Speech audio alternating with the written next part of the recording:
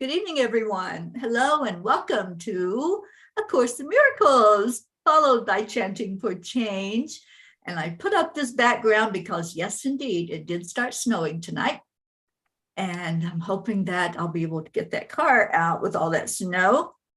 Anyway, for the moment, we're going to stay present in the moment. We are going to begin our discussion on A Course in Miracles. I'm here with my beautiful co-host, Karen Palmer. Hi, Karen. Hi. And Karen always gets us going in a really good way, going into our hearts. So Karen, would you please do that for us tonight? This is a beautiful, beautiful message for all of us to remember. So we can take a nice moment to just... Oh, she went away. You did. Was I unmuted? Was I muted? Yeah, I was muting everybody so we could hear you really well, and I must have hit yours by accident. Right?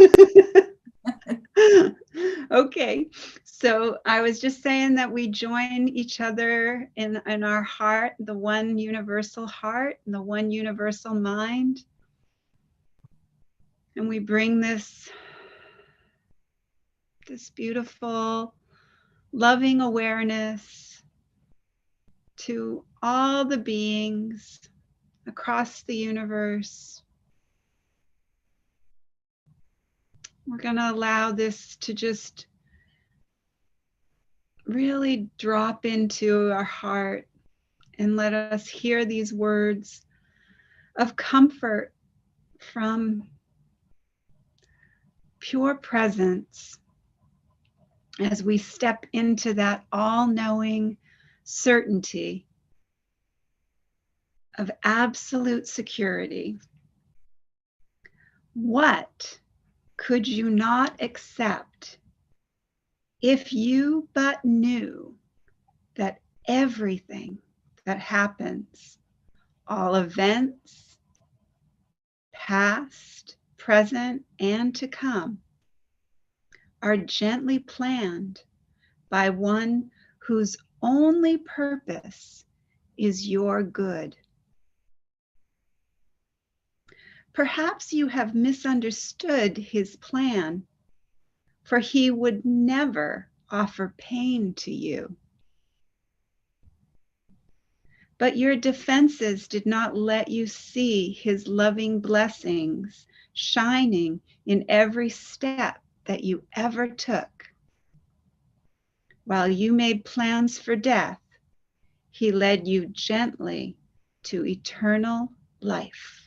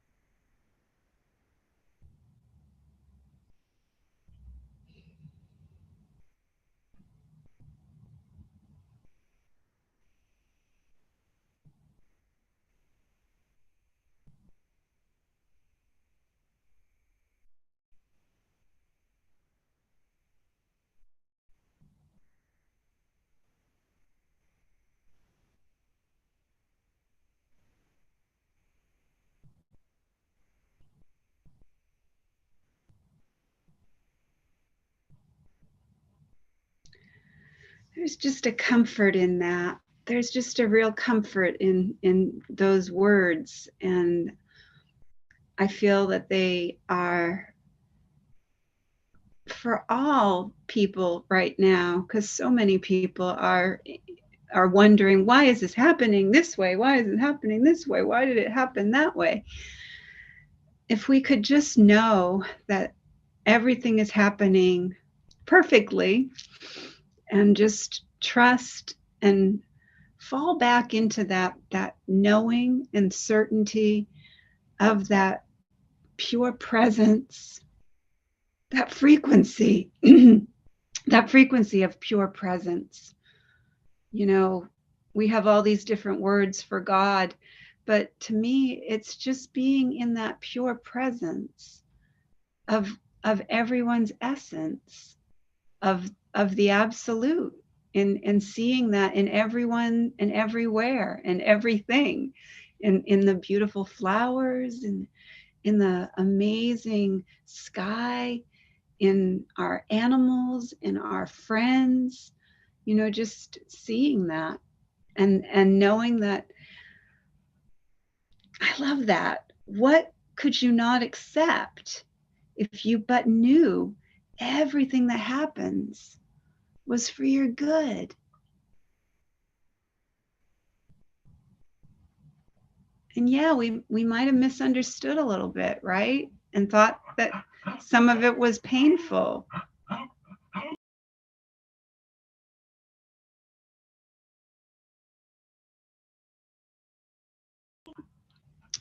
And we see our loved ones in pain, and we don't understand, and we want to help, and we want to make things easier. But just knowing that pure presence has got our back and is taking care of all the details, you know, and we can just relax in that.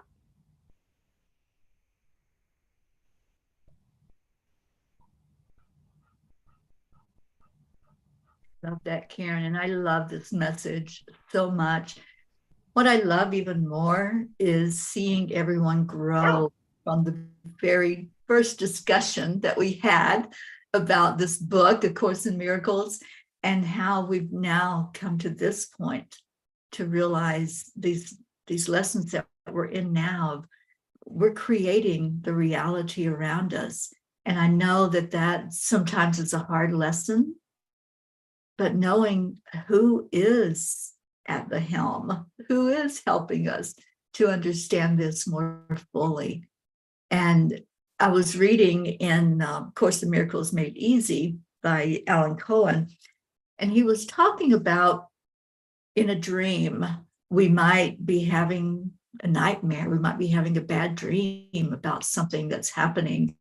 In his illustration, there was a bear, and there was danger from this big bear. And so he wakes up, and then he has another dream, and there's a lot of bears, and they're all like after him. And so he's saying, which one has the most danger? Which one of these two dreams do you feel like there was the most danger involved? And the answer, of course, is that it's the same, whether we're creating one bear, or we're creating a world full of bears that are all ready to attack us. It's all the same. And the Course teaches us that there's no lesser than or greater than with miracles, just like there's no lesser than or greater than with anything that we create in our reality. It all just is. And that's where we've been going with it being neutral, right? We've gotten to that point now where we understand those things that are there, wars, famine, poverty, whatever it might be. There's no lesser than or greater than. It's all the same. And to me, that when you can get to that place of 0 point, in that place of neutrality, then you're really able to understand what we are and what we're all about. And I had the Peapod discussion this afternoon, and Marbeth Dunn was on. I love Marbeth so much. And she was sharing that, you know, we think that this is real. We think this, we can touch, we can feel, we can hold, you know, our bodies. But really, basically, they're just a hologram. They're not real. They're just energy. And they're built on atoms, and atoms break down to something less than an apple seed. So our concept of reality is what we're working on. That's what this whole course is all about. And I love this whole lesson. So if I could, I want to just share what Alan had to say, because he's talking again about using the analogy of a dream, that we're all having this dream, right? And he's saying, who must wake up first? A dreamer dreams that all the characters in his dream must wake up before he can wake up. This brilliant description of the illusion of separation unveils by contrast the express route to enlightenment. The ego cites endless prerequisites for inner peace. There is always some change that must take place in the outer world, especially in the behavior of other people, before you can relax, feel safe, or be happy. Your husband must quit drinking. Your wife must curb her shopping. The kids need to get better grades, right? The guy next door better quit yelling at his kids when you're trying to sleep. Lose 10 pounds would render you sufficiently attractive to meet your soulmate. But when is that all going to set into you, to your thinking, that none of that is going to make you happy? None of that is real. It's all our ego trying to say, give us something to be distracted by, so that we chase that rabbit or we chase that shiny object. So this lesson to me is one of the more important lessons that we're going to get, that I see no neutral things. And so when we look at something, what are we assigning it a value of? What are we looking at it as dangerous or enticing or whatever that dream is? And we got to wake up from that dream. That's what they're telling us. Change your story and change your life, right? And Karen, I just love that whole message of this one. And I know there's certain ones that really you resonate with and that strike you. And this one is really, really, I think, a very powerful one that we're going into, lesson 17. This one is a really good, I see no neutral things. This idea is another step in the direction of identifying cause and effect as it really operates in the world. You see no neutral things because you have no neutral thoughts. It is always the thought that comes first, despite the temptation to believe that is the other way around. This is not the way the world thinks, but you must learn that it is the way, the way that you think, way that you should try to think. If it were not so, perception would have no cause and would itself be the cause of reality. In view of this highly variable nature, this is hardly likely. In applying today's idea, say to yourself with eyes open, I see no neutral things because I have no neutral thoughts. Then look about you, resting your glance on each thing that you know long enough to say, I do not see a neutral blank because my thoughts about blank are not neutral. For example, you might say, I do not see a neutral wall because my thoughts about walls are not neutral. I do not see a neutral body because my thoughts about bodies are not neutral. As usual, it is essential to make no distinctions between what you believe to be inanimate and inanimate, pleasant or unpleasant. Regardless of what you may believe, you do not see anything that is really alive or really joyous. That is because you are unaware as yet of any thought that is really true and therefore really happy. 3 or 4 specific practice periods are recommended, and no less than 3 are required for maximum benefit. Even if you experience resistance, however, if you do, the length of the practice period may be reduced to less than a minute or so. That is otherwise recommended. So that's what we'll be doing. Awesome. And I've been doing that some today, and it's like, this is so powerful, you guys. It really is. How did everybody do with the neutral thoughts yesterday? I mean today. How did you feel with the neutral thoughts?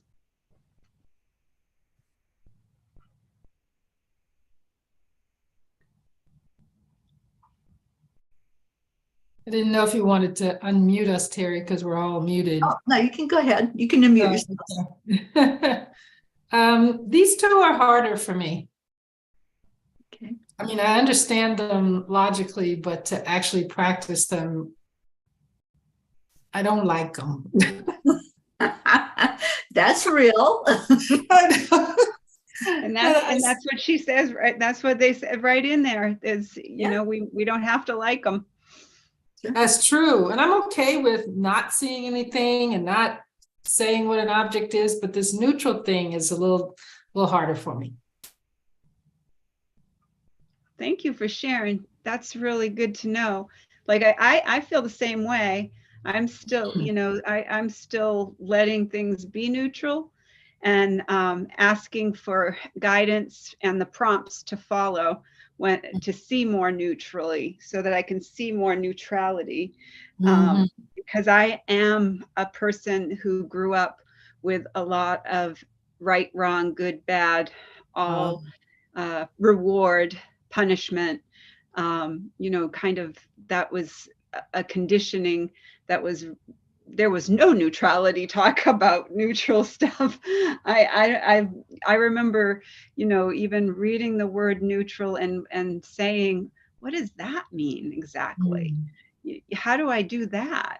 So anyway, glad that we can share in that together, Sharon, because, you know, what's so wonderful about doing these together in this way is we can just be totally transparent with each other and just, you know, have that place where it's just safe to say, you know what, I don't understand this world. I have never understood it.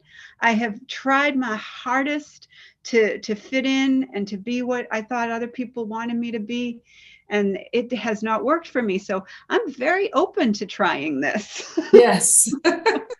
Yes, that's what's important. And yeah, and I'm so happy, Sharon, that you said what you did, because we have people on. Christina's with us, Christina Leftwich. Hello. And she says, me too, Sharon. And says it is weird. And yeah, it will seem strange. But doesn't everything, when we start learning something new and we start making a change in our life, doesn't it take a minute for us to say, oh, I don't know about this. I'm not too sure about this idea. But the more we embrace it and be open to it, and that's what Karen's talking about, that willingness to allow our mind to go to possibilities. And we live in a world of endless possibilities. I'm curious to hear what Auntie Jean has to say about this neutrality stuff. You know, I think I'm having problems with it too. You know, how do you know when your mind is neutral? Because you keep who's going where? I don't. Sharon had to leave. I'm sorry. Okay, we're realizing now from our studies that we have minds that are built on illusions. And so those illusions call to you. So you want to be neutral, you try to be neutral. How can you tell when you truly are being neutral? And I would like, if I could just read this card, I thought that was, especially the front part, really helped me. These are affirmation cards from the Course in Miracles. And it says, I rule my mind, which I alone must rule. And that really sunk into me, that I have to realize that I rule my mind. And so only me, but on the back, which is so beautiful, it says, Father, my mind is open to your thoughts and closed today to every thought but yours. I rule my mind and offer it to you. Accept my gift, for it is yours to me. So that's, I think, one way to think, to see how you're being neutral, is if you're taking in those thoughts from the divine or God or whatever you call them. If you are open to that, then the chances are you're being much more neutral than paying attention to the illusions. And so that's kind of where I am right now. Perfect sense. Thank you. Thank you. Yeah, that's a really great way to express it. Thank you so much. Yeah. Charlie, do you have anything for us? Yeah, well, when I was doing the exercise, I was going through thoughts and everything, and then I was just going to, to God and to prayer, and then I didn't have any thoughts. It was like, wow, there's no thoughts. I'm like, so I was just going, I was just going into prayer, and there were no thoughts. It was like everything was falling away. Like, it was like, wow, look at that. I'm like, and I guess if you always come from the love and peace, it's, I guess that's what it's all about, And what a beautiful place to be, to just let everything fall away and not follow it, not follow the breadcrumbs to see where it's going. But I had one or two thoughts, and then I just went to prayer, and it was like, there's no more thoughts. Like, oh my God. It was like, oh wow. Yeah, it was like you could see it falling away. It was like, yeah. I love Suzanne's comment. Suzanne says, we can't overthink the lessons. Thank you for jerking us back into reality, Suzanne. Right. We can't overthink these, you guys. We can't try to analyze with our head. That's not going to work, because that's what we've been doing to bring us to this place we're at, right? So, yeah, just do that. Just let the thoughts flow away, just like what Charlie was explaining. Just let them go to the wayside and don't follow them. Don't go down that trail after them to say, what were you all about? What were you doing in my head? Nope. It's just say, okay, I'm just going to sit with this, and then watch the beauty of it. Watch it unfold. Right. The more during the day, my thoughts go away. I don't have all those thoughts I always used to have, just one right after another, and it's always something I had to do or something I didn't do. But at night I dream crazy. It goes wild at night. My dreams have become so real. It's just been amazing. It's been so different. I don't know if that's good or bad. Has anyone else had that experience? It's good or bad. It just is. It is. Yeah.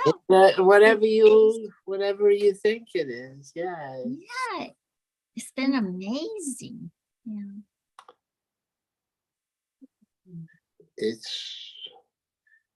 It's what was meant for you. Mm. It's where that serenity comes in, you know, when we have that quiet in our mind and we are empty in our mind and the emptiness comes, that's where the freedom is. You know, when we empty our mind and we're letting go of all the meaningless thoughts that have been, you know, occupying all of our space, then the real thoughts can come through and we can feel those that eternal perfect love, that eternal life. We can feel the eternal oneness and the connection with all that is. And it's, you know, just letting go of the thoughts that don't mean anything, to have space for the loving and kind thoughts that can fill our mind and give us, you know, gentle prompts to guide us to the next light step. The next light step. What's the next light step? You know, I ask that all the time. What is my next light step? A lot of times it is just to sit, be still. Just sit and be still. And not overthink. So yeah, this was a great lesson tonight. Christina says, my takeaway is that my thoughts are never neutral, always shaping and designing everything I experience. Everything that's around us, we create. So absolutely. Yeah, and when we bring awareness to that, then we can stop the thought. We can stop the process. But when we're on the hamster wheel and we don't realize we're on a hamster wheel, you know, it's a completely different ball game. So when when we're starting to realize and we're having that awareness, we can easily watch the thoughts and watch them float by, like Charlie said, you know, just having no engagement with them, just and before you know it, you don't have any more, because they just dissipate, and all the false and all the illusions, they all just dissolve. Yeah, Suzanne says, I'm floating through the lessons. Remember, it's supposed to be fun, but I take it serious. Yeah, we're taking the course seriously, but we're also supposed to have fun with every part of our life. We're here to have fun. So thank you for that. Thank you all for joining in tonight. And like I said, I'm going to be doing more and more of this lesson, because I really do. I feel like it's starting to all fall into place, and it's all starting to make more sense. So I'm starting to get excited about the next lesson and the next lesson. You know, I just feel so full. I just want it to come. Yeah. Kathy says, I've been known to answer neutral a lot on certain surveys. Yeah, sometimes those answers don't fit, do they? It's like, no, I'm not going to go to any of those questions and the answers to them, because I'm going to be neutral. So thank you. Thank you all who joined in. We are going to go into our chanting part. It's yoga night, so we got to stay on track tonight with the time. Sure. And so I'm going to go in and turn it off of the private group where we're live streaming. And we're going to go into our first chant, which is Om Gam Ganapataye Namaha. So we'll see you all tomorrow that just joined in for the course discussion. Thank you so much for being here. We love you. And Karen, would you talk about our first chant, please? Yes, so this is where we're going to chant 3 times slow, and then we'll chant 108 times all together as our beautiful family. Yeah. Beautiful Auntie Jean will let us know when we get to that magic number. And then beautiful Teri Angel will lead us in a short meditation on freedom. Then we'll go into our second chant. So we declare that all obstacles be removed. Om Ganapataye Namaha. We declare that all barriers, conflicts, and violence be removed. Om Ganapataye Namaha. And we declare that all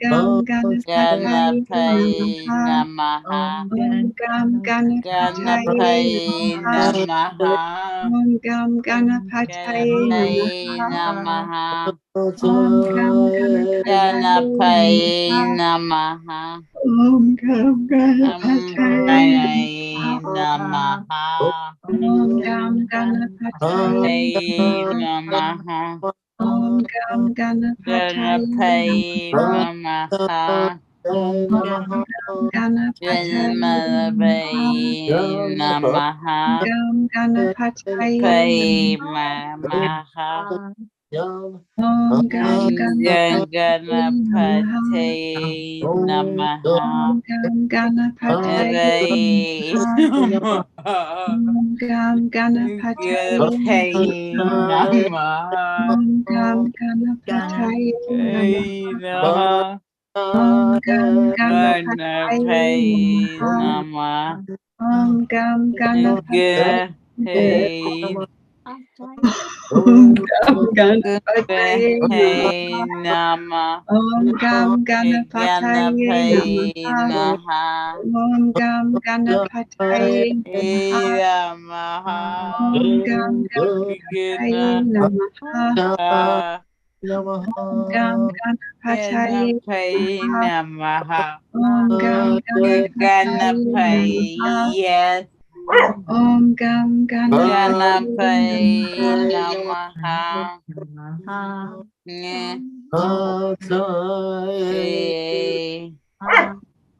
Om Gam Ganapataye Ganapaye. Om Gam Ganapataye Ganapaye Namaha. Paye Namaha.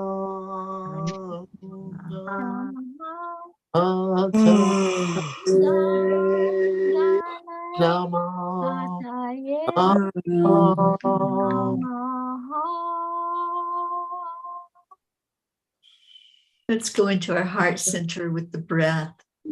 So just pull that beautiful energy into your heart. And when you do, just observe. Just step back for a moment and see how you have let go. With this chant, we have the opportunity to release, and we can release any thought of any holding us back, tethering us down to the 3D world. We just let it go and let it flow away from us, and we float upward in our vibration to that higher realm where we know that miracles are everywhere and everything is possible. And that's where we are now. We are at Nam Myoho Renge Kyo, the miracle chant. And Karen, would you talk about that? And I'll type the words in. Yes, so this is where we're going to chant 3 times slow, and then we're going to chant 108 times all together as our beautiful family. Beautiful Auntie Jean will let us know when we get to that magic number, and then beautiful Teri Angel will lead us in the next part of our session. So we declare that all are accepting, aligning, allowing, and awake. Nam Myoho Renge Kyo. We declare that all are happy and healthy. Nam Myoho Renge Kyo. We declare that all live in peace and harmony and are open and ready to receive miracles. Nam Myoho Renge Kyo. Nam Myoho Renge Kyo. Nam Myoho Renge Kyo. Myoho Renge Kyo. Myoho Renge Kyo. Nam Myoho Renge Kyo.